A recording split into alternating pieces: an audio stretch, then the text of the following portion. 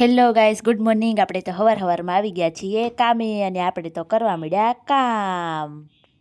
અને પછી તો આવી ગયો તો આપણો નાસ્તો અને આપણે તો મંગાવી લીધી હતી મસ્ત મજાની આલુપૂરી. તો હાલો બધા આલુપૂરી ખાવા.